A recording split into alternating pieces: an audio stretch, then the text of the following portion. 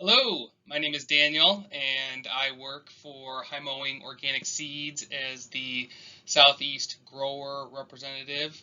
I'm going to be presenting today about optimizing seeds for high-value crops. I've been in the seed industry for the last 6 years.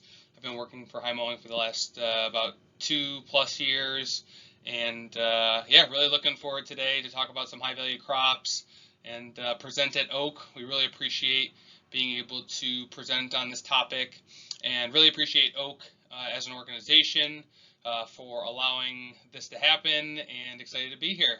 So let's get started. All right, so some of the goals that we are going to be discussing in this presentation are first, what are some of the common germination problems for crops? Talk about some tips and tricks and strategies to optimizing your germination or propagation setup. And then also talk about High Mowing's quality control, what we do in terms of bringing high value commercial quality seed, organic seed to the world, and get into that a little bit. And then we're going to talk about 3 high value, maybe challenging during certain season crops like carrots, lettuce, and beets. I myself am a market gardener, and these are very high value, high succession planted crops that I plant. And I'm sure many people in this listening to this presentation plant. So we're going to talk about a little bit of those common problems around germination, why it happens, tips and tricks around making it successful for you, and then love to have a larger discussion. Obviously, this is pre-recorded, and so I'll be sitting in on this, monitoring the questions, but we can definitely have a conversation after the presentation's over. I'm hoping it'll only go about 25 minutes to 30 minutes, so I'm going to keep going and talking and rambling, so let's get started. All right, so obviously this is a propagation greenhouse. This is at the High Mowing trial farm. These are flats of many different crops, I'm sure. Yeah, so I'm sure everybody has either a propagation house, a greenhouse. I actually have half of my lights set up in here and then in another room, and then I have a small greenhouse outside that I move plants to harden off before transplanting. But I'm sure many people have very different structures and setups, hybrid setups of inside, outside, and yeah, so definitely keying in on that, keying in on where your water's coming from, your soil components. I use a sterile weed seed free mix, and it's kind of the best thing to start off with.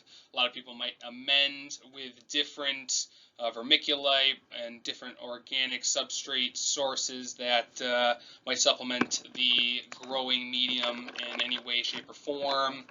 And then some seeding methods. Obviously, you can mechanize a lot more now than you could back in the day in terms of vacuum seeders. Looking into building a DIY one this winter, just because I do a lot of lettuce transplants, and to make that easier. But yeah, there's plenty of things. I also invested in a Jang this year. We'll talk a little bit about that later. There's plenty of other seeders on the market.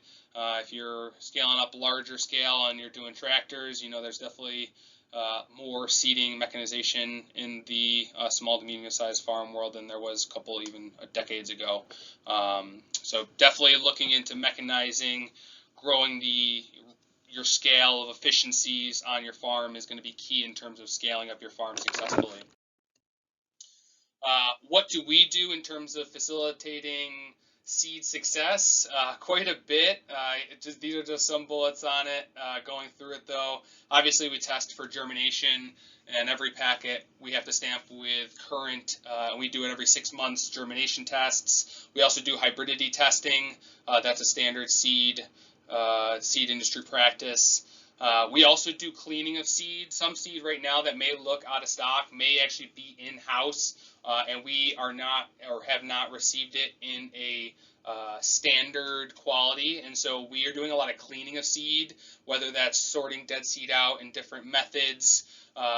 We have a ton of equipment on in-house that really helps out with that, and getting a higher germination rate. Maybe when we get the seed production in, the lot isn't as high as our standard is, and so we have to do further cleaning to make sure that we can get that seed to optimal germination by cleaning dead seed out, cleaning maybe not matured seed that may look alive but isn't. There's different strategies to that. Freezing seed happens because sometimes seed goes into dormancy. That happens in winter squash sometimes. We also freeze seed if there's larger seeds of like peas or legumes that come in. There's really hard to tell if there's like a weevil or any type of moth in those lots, especially when there's hundreds and hundreds of pounds of seed coming in certain varieties. Thousands of pounds in certain varieties, and so we do freezing to maybe do a lot more pest control, break dormancies. So those are strategies. And then for crops that are available on the market, obviously we're 100% certified organic seed company, but we do have to do genetic modified testing on varieties of corn, beets, and squash, and those are because of potential crossing that happens, and you can't sell seed that's crossed with a genetic modified variety. And so we have to make sure that we are not offering any varieties that have that, and there's standards around that we have to do third party, send it out to be a test that's sourced. And then we also do hot water testing and treatment on different pathogens. Obviously with all the brassicas, we want to treat for black leg, black rot on potential seeds. I actually have a couple customers that get, and growers that get their heat treatment on basil seeds because of potential downy mildew.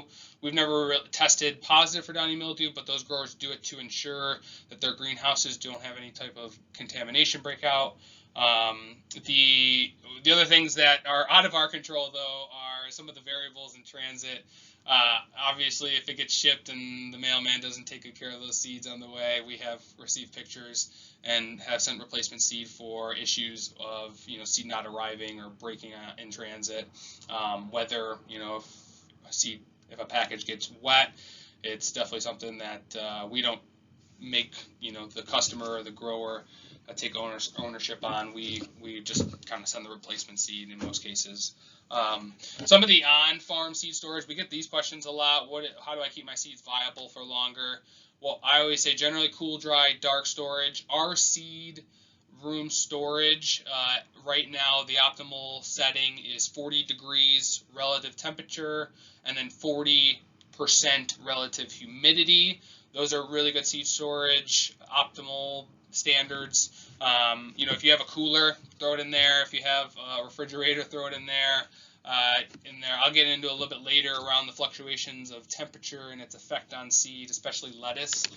But those are kind of optimal seed storage conditions. And then also we need and love feedback. If there is any issues that we haven't maybe have tested in all of our quality control and something happens, we would love feedback to make sure that if anything did happen, we can adjust and make sure that everything is corrected on our end. Whether sometimes there's an off type of a variety that doesn't get seen in the really early stages of germination and early plant development, but gets seen on the back end when you start seeing the phenotype of the fruit and start noticing maybe an off type. So we do appreciate feedback on those situations, and definitely if it happens to you and I'm your rep, please contact me immediately. We'd love to get that corrected as soon as possible so that we're not sending out seed that's of an issue. All right, so let's get into our first high value challenging crop of carrots. Obviously carrots are something that's a slower germinating seed, especially if you're growing a pelleted carrot. Those are, take maybe sometimes a little bit longer than a raw carrot to germinate. And you're looking at around a germination period of around 9 to 10 days. Weed seeds, other, seeds within that seed bank are going to germinate prior to carrots. And so, really optimizing and going for a stale seed bed is going to help with carrot production and germination. And I personally use a lot of silage tarps on my farm. I've looked at investing in the flame weeder, but I've, over the past couple of years, really noticed my limitation or my limit on weed seeds and really not having any at all. So, my situation is obviously different from others who do find value in the flame weeding. But those are just some tips and tricks to soil preparation for stale seed bedding. There's also there's different soil types out there. If you have a sandier soil, you're going to be having to water a lot more to maintain consistent moisture. If you have more of a clay soil, you may have to break up some of that compaction because maybe those seeds can't emerge through a compacted clay soil, especially after a rain event. You get a really heavy, hard rain that comes down right after seeding. That could really break down or compact that soil. And then especially after that, if you have a really dry period and really lays a pan layer on top of that topsoil, it's going to be harder for carrots to germinate out of that. So just a couple of things to think about, and how you're going to irrigate. You definitely got to have a strategy around that, whether it's going to be drip irrigation or overhead irrigation. I personally like the overhead irrigation for my small farm. It's easy to kind of move it around with what I'm doing. And also I do tarp during the summer, which I'll get into a little bit later. I jang seed in the tarp, or the carrot seed. I use raw carrot seed, especially this year. Pelleted versus raw seed. I'm sure many growers love and prefer pelleted carrot seed over raw seed. Unfortunately, carrots in the organic seed industry had a very troubling seed crop this year, and so I don't believe that there's any certified organic pelleted carrot seed on the market.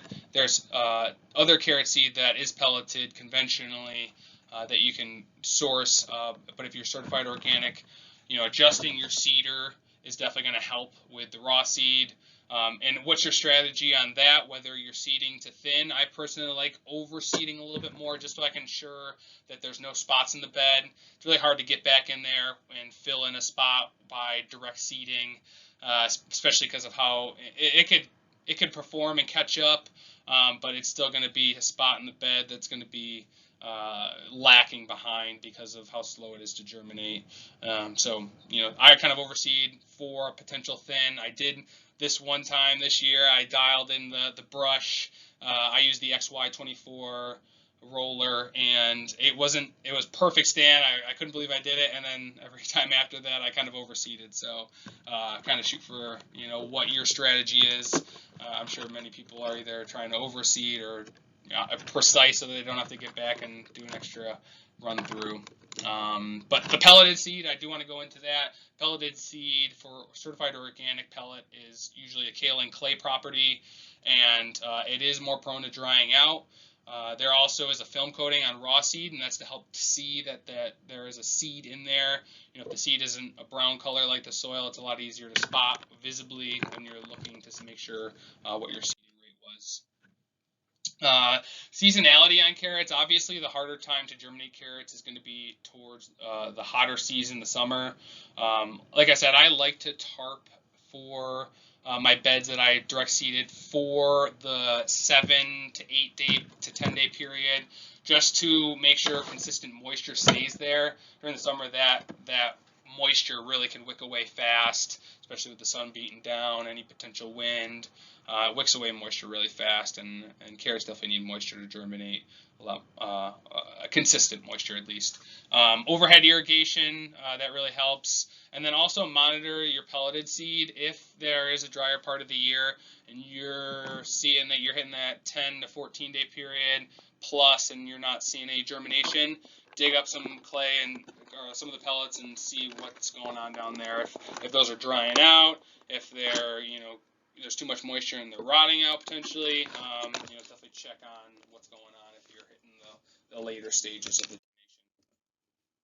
germination. Getting into lettuce, I'm sure some of us have seen that look of a tray that is about 40% full, and we're wondering what happened to the other 60%. We're going to talk more about transplanting. There obviously is a conversation around how do I produce lettuce? Do I transplant? Do I direct seed? Do I invest in a greens harvester? Do I invest in trays? We're going to be talking a little bit about transplants more, just because those are more controlled variables on the seed germination. And issues we've heard about obviously are trouble germinating pelleted seed, having staggered germination. Love to hear after we're starting to talk about what your potential issues were. But when I was talking about potential issues with seed dormancy, because of fluctuating temperatures. Lettuce actually has an inhibition gene that causes it to go into dormancy if it is exposed to 80 degrees or higher temperatures, even for a small period of time, whether that's in someone's car during the summer, in a greenhouse for a day. Those definitely could cause seed to go into dormancy. And the way you can wake up your lettuce seed, and actually it kind of stimulates germination, is if they go through a cool period. And you can throw them in the freezer the day before and pull them out or the night before and pull them out the next morning and actually plant those out. And if there was any dormancy, it should break those. But obviously lettuce needs a cooler temperature than 80 degrees to germinate, so it's really because of reproduction. Lettuce knows that if it's an 80-degree temperature that it's going to be germinating in, it's going to be impossible for it to go to reproduction, which is sending its seed stock because it's too hot to grow, and so it basically just doesn't germinate until colder temperatures. And also just kind of looking into more strategies around consistency. Certainly want to strive for that, and emergence is going to be key to kind of watch uneven watering.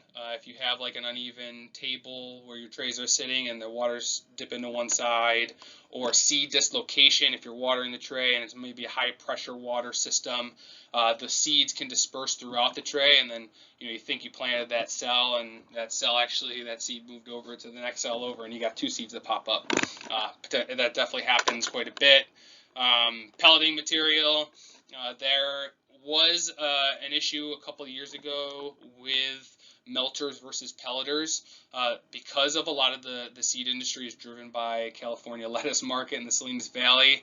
Sometimes we actually just have access to the overage of what that market demands, and so we've obviously had issues with it, and we adjusted to it, and we're now making sure that we are consistent on the pelleting material that we have in terms of the varieties that we're offering, and also the germination rate. It's a clay material, and so it wicks moisture away from the seed as well. And so if you have about a 1-year lifespan on that seed, so definitely planting that after it could germinate. I'm not saying it would die indefinitely. It could potentially germinate, but generally speaking, there's a 1-year lifespan on pelleted lettuce, or a pelleted seed in general. Also, moisture is going to be key to watch in lettuce. You definitely don't want it to dry out. It depends on also how you're watering. Definitely what's your nozzle like? Is it a smaller particle or larger particle? Is it high pressure or is it low pressure? When are you watering? Are you watering in the morning? Are you watering multiple times a day? If it is a hotter day, what kind of flats and cell sizes are you using? Smaller cell size is going to dry out faster than a larger cell size, or if you have some different moisture retention materials within your medium, those would help out as well. But definitely keeping an eye on consistency in terms of watering the tray evenly, distributing out water evenly, making sure your seeder's dialed in if you're using a vacuum seeder or your hand seeding, and you're putting the seed far enough down so it doesn't dislocate. All these things are to keep in mind, and will optimize as long as they're all in mind your germination and consistency.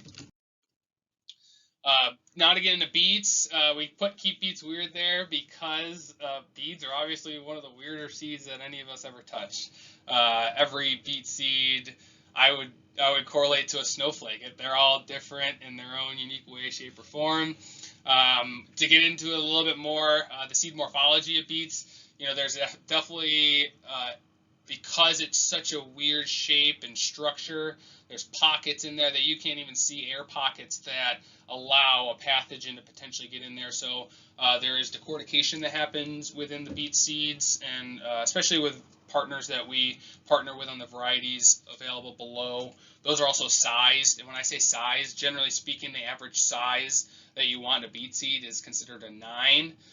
Table sugar beets are obviously higher, and what they do is by sizing them, they get rid of the end margins, the smallest seed and the largest seed, and then they basically offer, and that's the lot of the average that is available to commercial. And so those are the varieties that we've had sized. Any varieties that we don't have listed right there that we offer, they aren't sized because they are either in a smaller production setting, coming from a smaller producer, and so they're not going to be very much of a spectrum of size, but there definitely is, based on beet seed, a spectrum there. And so you can do direct seeding of beets.